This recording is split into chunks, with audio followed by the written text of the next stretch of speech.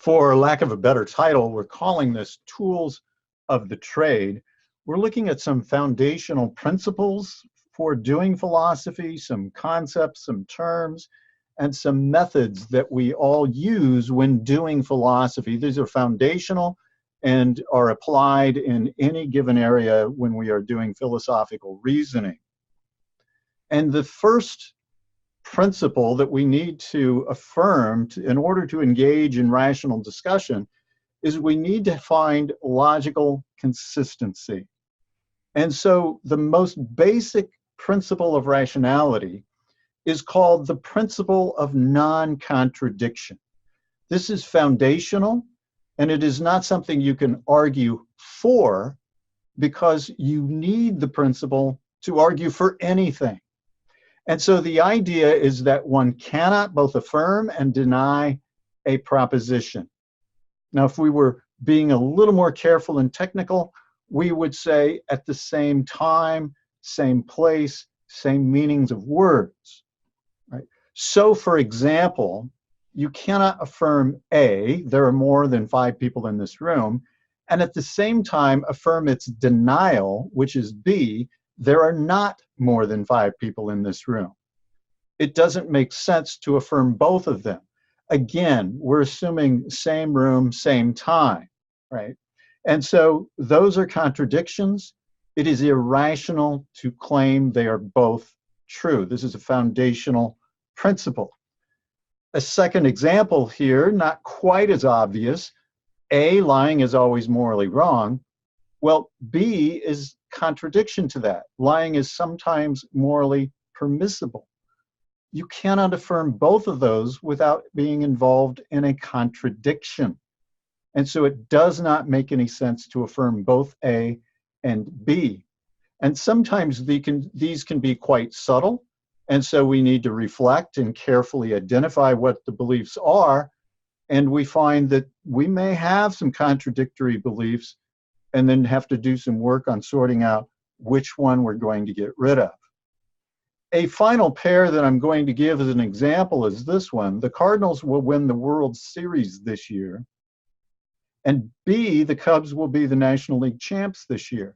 Now, this one is not nearly as obvious because we're talking about 2 different teams and 2 different series. And so it requires some background knowledge about what's going on. And if you're familiar with Major League Baseball, you would know that both the Cardinals and the Cubs are in the National League, and that whoever wins the National League championship goes on to the World Series, not anyone else. And so they cannot possibly both be true. It would be a contradiction to affirm both A and B. So all 3 of these pairs each have the same problem, and that is one of them must be false. But of course, it's a principle of rationality that you should not believe false claims, especially when you know that one of the claims has to be false. And so, of course, these are more mundane kinds of claims, although 2 is a philosophical claim, but sometimes they are much more subtle. Another thing that we should mention here before we move on with this principle of non-contradiction is that although we were using pairs as examples to illustrate how the principle works, that contradiction often involves more than 2 claims. So, for example, just take a generic class that you know nothing about, and what if we affirmed 1? No one received an F for the exam. And then we affirmed 2. Anyone who scored below 60 received an F for the exam. So far, so good. 1 and 2 are consistent. It could be that no one scored below 60, and both 1 and 2 are true. But if we add 3, a few people scored below 60 on the exam, now we have a contradiction. Now we have a problem. Now, what I want to point out, though, is you could affirm both 2 and 3. Anyone who scored below 60 received an F. A few people scored below 60. Both of those are potentially true, but if they were, 1 would be false. And the same with 1 and 3. You could affirm both of those, but if you did, that would imply 2 is false. And sometimes, so there are more than 2 claims. Sometimes there are even 6 or 7 claims that when you put them together, one of them has to be false, but it's not obvious which one is false. And so you could see how this principle might lead to some difficult challenges, even though it seemed initially that it's obviously correct and easy to identify contradictions. That's not always the case. All right, let's move on to a different kind of idea that is important in discussing philosophy, and that is the idea of sufficient conditions. So when we say A is sufficient for B, what that means is that if A is the case, if A is true, then B must also be the case, or B must also be true. So we're saying if A is the case, that's sufficient for B being the case. So here's an example. Being a dog is sufficient for being an animal. So if it's true that Drusilla is a dog, then we know that it's true that Drusilla is an animal. And we could do this with other pairs, of course. Arphaxad is a bachelor is sufficient for Arphaxad is male. If we know that the first is true, that it's true that Arphaxad is a bachelor, then we know that it's true that Arphaxad is a male. So we have that connection. When we know that something is sufficient for something else, if the first one is true, then the second one must also be true. Now, just to be clear here, this is something that sometimes trips people up. This is a relationship among truth claims, among truth conditions, about one statement being true and whether or not another statement is true. This is not a causal claim. And you could see this with our second example. Arphaxad is a bachelor. That doesn't make Arphaxad male. That doesn't cause Arphaxad to be male. It's just that if it's true, we know it's true that Arphaxad is male. So it's not a causal claim. So when we make if-then statements in philosophy, typically, unless otherwise the context says so, we're not talking about causal relationships. We're talking about relationships between the truth of individual sentences. So that was sufficient conditions. There's also another condition, necessary conditions. And so when we say A is necessary for B, that means if B is the case, then A must also be the case. Notice our terms are reversed, if you like. The if-then relationship is reversed. And that is extremely important. It is important to notice it's something different. Now, we're not creating these conditions, sufficient and necessary conditions, out of thin air. These do fit with the way we speak, but often in colloquial language, we're not as careful in how we say things. So obviously with philosophy, we want to be very careful how we put these things together. Now, alternatively, you could say B is true only if A is also true. You can ponder that. That is logically equivalent, but we won't dwell on it now. So here's some examples. A being necessary for B. So A, there is ink in the pen. That is necessary for B. One is able to write with the pen. So that means if B is true, then A is true. So if you're writing with the pen, B, then there is ink in it, A. And of course, we're talking about a normal ballpoint pen. So another example is given here in 2. A is, S is at least 35 years old. That is necessary for B, which is S is President of the United States. And so if we know that, we know that if it's true that S is President of the United States, we know then it is true that S is at least 35 years old. Now note, in both cases, A is not sufficient for B. And so there being ink in the pen, that's not sufficient for one being able to write with a pen. I mean, consider when the pen has been upside down for a while, a regular, inexpensive ballpoint pen won't write.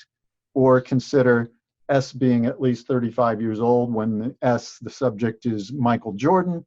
That's not sufficient for Michael Jordan being president of the United States.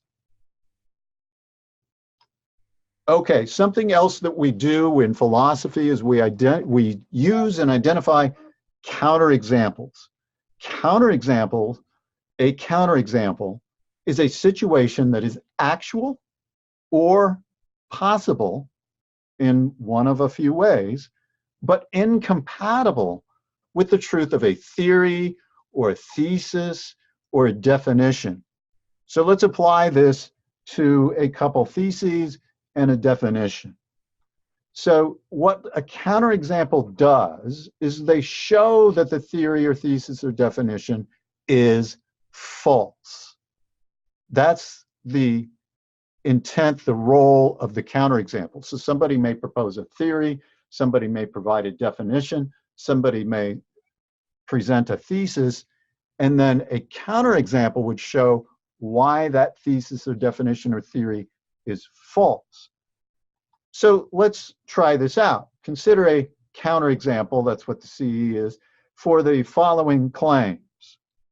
Right, here's a thesis: children are always taller than their parents. Now, it could be the case that you are not taller than both of your parents. And we'll qualify here, we're talking about adult children. And so that would be a counterexample. You may be a counterexample. In fact, I am a counterexample. At least I was 20 years ago. My father has shrunk a little bit. Now I am taller than him, but as an adult, when he was less than 60 years old, he was taller than me, right? And so there are several examples. It could be you, me, my children, to the discouragement of my sons, were not taller than me, and so on. We have many examples of that. So we know that that thesis is false because of those counterexamples. Here's a different thesis. Our senses are always reliable. Now, you've probably experienced yourself a time when you thought you heard something or thought you saw something, but it wasn't the case. Maybe you heard someone's voice and you thought it was someone you knew, but it wasn't, right? Or maybe you saw something when it was in the middle of the night and you thought it was one thing when it was actually something else. You thought it was a box and it was actually a cat, or the other way around. So those show that that thesis is false. Here's a definition. If somebody defined a square as any figure with four sides of equal length, well, that's problematic. The problem there is it's not including the idea that each angle is a right angle.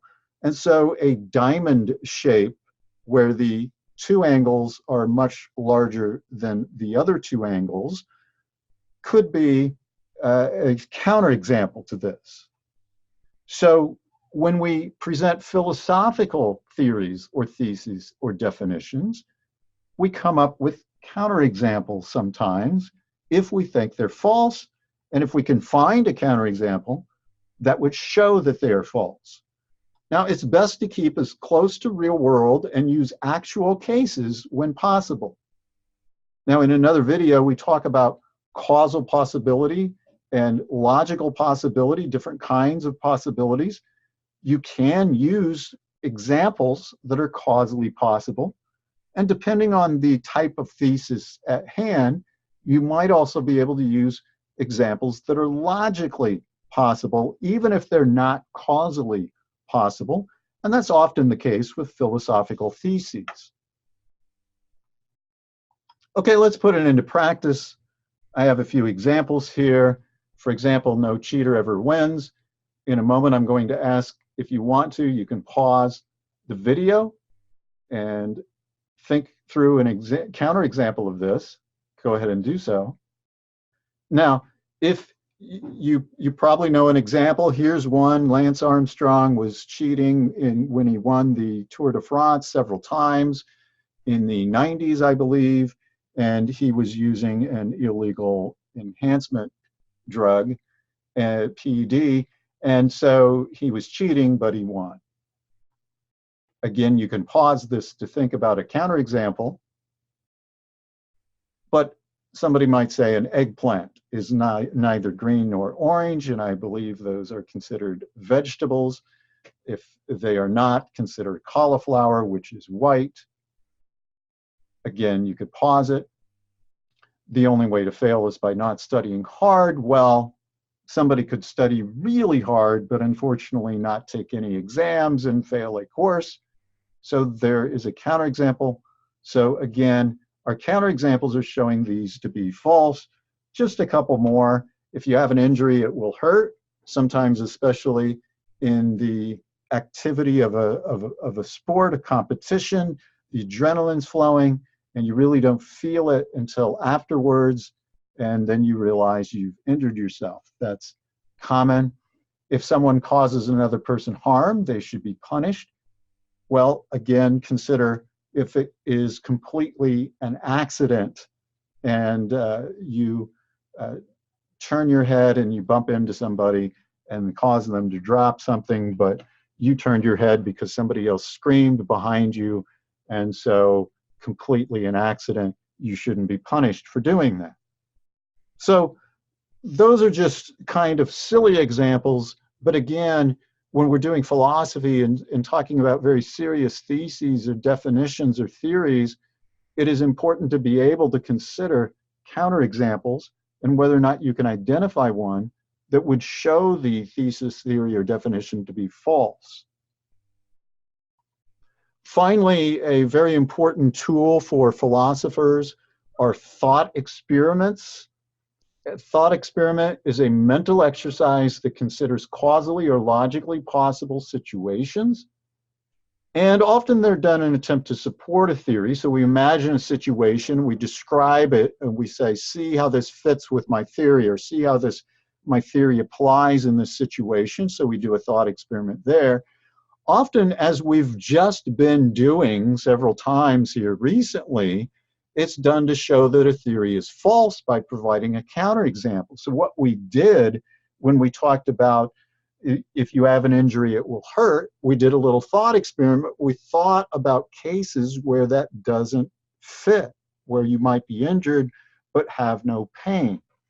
And so thought experiments can be very elaborate. They can be only merely logically possible and not causally possible, but that's often still relevant for whether or not a philosophical thesis or theory or definition is correct. And so thought experiments are very important. And by the way, thought experiments have been very important in science and advancing science as well. Einstein used thought experiments to come up with his theories of relativity. And so it was crucial in that dramatic shift in the way we thought about the universe. So thought experiments are applicable in science, in philosophy, and in any given area. So they're a very important tool to have at your disposal to get familiar with using.